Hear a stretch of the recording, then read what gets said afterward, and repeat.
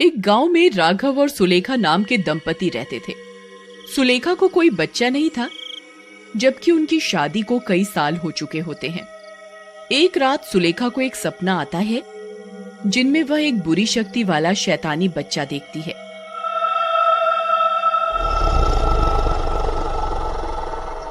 माँ, मैं आपका अंश हूँ। मैं आपके पास जरूर आऊंगा। फिर हम दोनों मिलके इस दुनिया पर राज करेंगे। इतना भयानक सपना देखकर सुलेखा की नींद खुल जाती है, पर वह किसी को कुछ नहीं बताती। एक दिन उसी गांव में एक साधु आया। अलख निरंजन, अलख निरंजन। गांव की औरतें साधु बाबा की आवाजें सुनकर बाहर आती हैं। सुलेखा बाबा को हाथ जोड़कर नमस्कार करती है। बाबा, क्या आप हाथ की रेखाएं भी देखते हो? हाँ बच्चा, पूछो जो पूछना है। बाबा, मेरा बच्चा नहीं है, इतने इलाज करवाए फिर भी संतानहीन हूँ, बताओ कोई उपाय है तो। बाबा सुलेखा का हाथ पकड़कर देखता है। बच्चा, तुझे संतान की रेखा तो नहीं है, पर एक उपाय है। अगर तू मेरे बताए तरीके को अपनाएगी तो शायद संतान सुख मिले। सुलेखा बच्चे के लालच में कुछ भी करने को मान जाती है। सुन बच्चा, रात को 12 बजे तुझे पीछे वाले जंगल में जाना होगा। वहाँ एक यज्ञ करना होगा जिससे तुझे संतान सुख प्राप्ति हो, पर तुझे अपने पति से ये बात छुपानी होगी। सुलेखा 2 पल सोचती है और मान जाती है। रात को 12 बजे सुलेखा जंगल के बीचों बीच जाती है।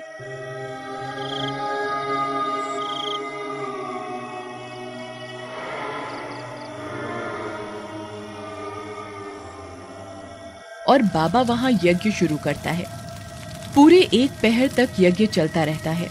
फिर सुबह होने से पहले वो घर आ जाती है जिससे उसका पति शक न कर सके। कुछ महीनों बाद, अरे सुलेखा, तेरा तो अब पेट नजर आने लगा है। खाने पीने का ध्यान रख रही है ना? ऐसे में खाने पीने का बहुत ध्यान रखना चाहिए। हाँ वो तो है, पर अब क्या करूँ, काम करने वाली भी मैं अकेली ही हूँ। अरे अपनी सासू माँ को बुला ले कुछ महीनों के लिए, वो आ जाएगी तो तुझे कुछ मदद हो जाएगी। हाँ बहन, तुम सही कहती हो। मैं राघव को बोलती हूँ आज रात को जब राघव घर आता है। जी मुझे पेट में बहुत दर्द हो रहा है, कुछ कीजिए। अरे अरे ठीक तो हो तुम? कुछ उल्टा सीधा तो नहीं खा लिया? जी मैं क्या कह रही थी कि माँ जी को बुला लेते हैं कुछ महीनों के लिए, थोड़ी मदद हो जाएगी। हाँ बात तो सही है तुम्हारी, चलो मैं बात करता हूँ। कुछ दिनों बाद राघव अपनी माँ को भी ले आता है। अब सुलेखा के दिन पास आने लगते हैं। कुछ महीनों बाद एक रात सुलेखा को पेट में बहुत तेज दर्द उठता है। अजी कुछ करो, उठो, मेरे पेट में बहुत तेज दर्द हो रहा है, बहुत तेज।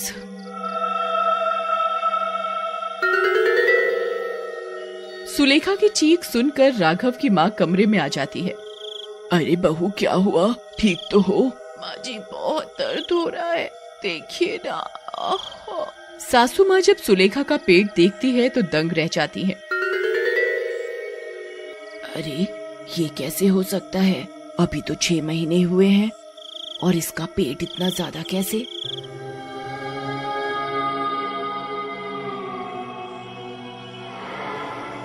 माँ राघव को सुलेखा को हॉस्पिटल ले चलने को बोलती है। सुलेखा का दर्द इतना बढ़ जाता है कि डॉक्टर उसकी डिलीवरी करवाने लगती है सर्जरी के द्वारा।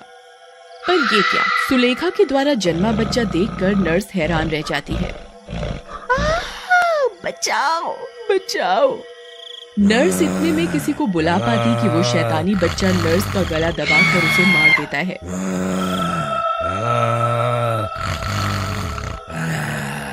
माँ जब बच्चे को उठाने जाती है तो हैरान हो जाती है। नर्स की लाश वहीं पड़ी होती है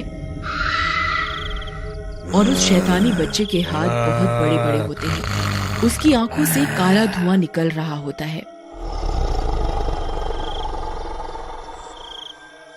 माँ भागते भागते राघव के पास जाती है। क्या हुआ माँ, इतनी डरी हुई क्यों हो?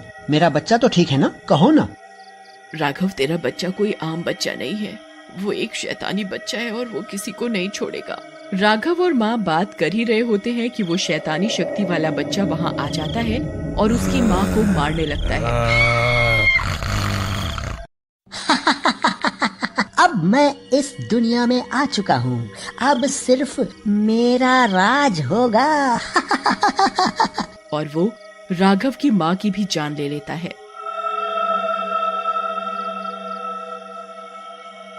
ये तुमने क्या किया? वो तुम्हारी दादी थीं, मेरी माँ थीं, उन्हें क्यों मार दिया? क्योंकि वो मेरे रास्ते में आ रही थी, मुझे देख के खुश नहीं हुई वो, इसलिए मार दिया मैंने उन्हें। तो तुम चाहते क्या हो? ताकत, काली शक्तियाँ। 5 दिन बाद मेरी सारी शक्तियाँ मिल जाएंगी मुझे, फिर मैं सबसे ज्यादा ताकतवर हो जाऊंगा इस दुनिया में। ये बात जब सुलेखा को पता चलती है तो उसे अपना सपना याद आता है।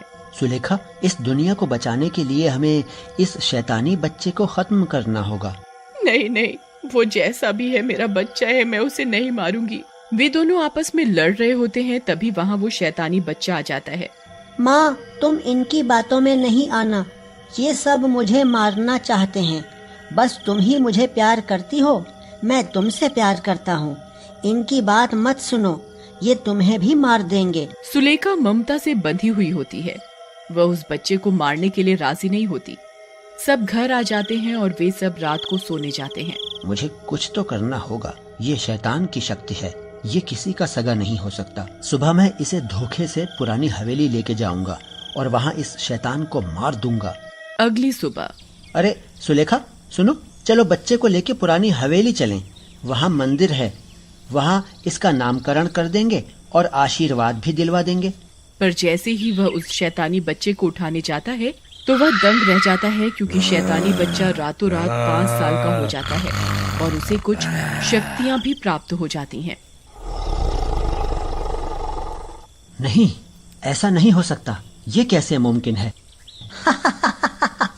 मैं एक शैतानी शक्ति का अंश हूँ, मेरे लिए कुछ भी नामुमकिन नहीं।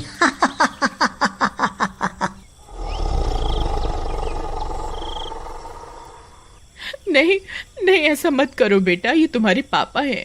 फिर ये मुझे मारने की क्यों सोचते रहते हैं? आप दोनों को याद है ना, 5 दिन पूरे होते ही मुझे शक्तियाँ मिलने वाली हैं। तब तक अच्छे से रहो मेरे साथ, वरना मैं किसी को जिंदा नहीं छोड़ूंगा। राघव सुलेखा को बाद में इशारा करता है कि वे लोग उसे लेकर पुरानी हवेली जाते हैं।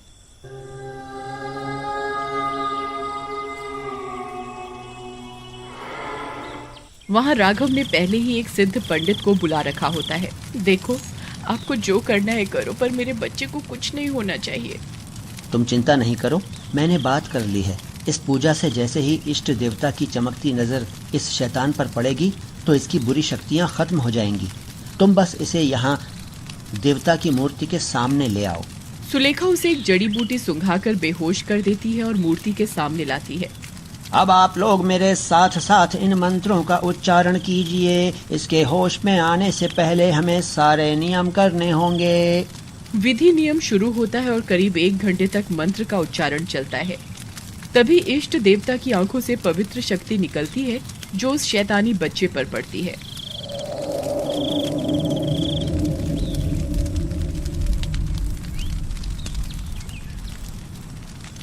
कुछ ही देर में उसे होश आ जाता है। मैं कौन हूँ और आप लोग कौन हैं? बच्चा यहाँ वहाँ देखते हुए घबरा जाता है। बेटा, मैं माँ हूँ तुम्हारी और ये तुम्हारे पापा हैं। इनसे तुम्हें कोई खतरा नहीं। शैतानी बच्चे की बुरी शक्तियाँ खत्म हो जाती हैं। उन तीनों के वहाँ से जाते ही उस पंडित की आंखें काली हो जाती हैं और वो डरावनी हंसी हंसने लगता है।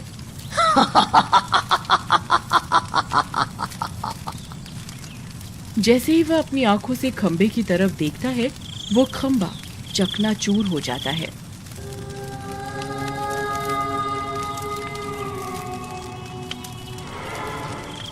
उसकी आंखें चमकने लगती हैं।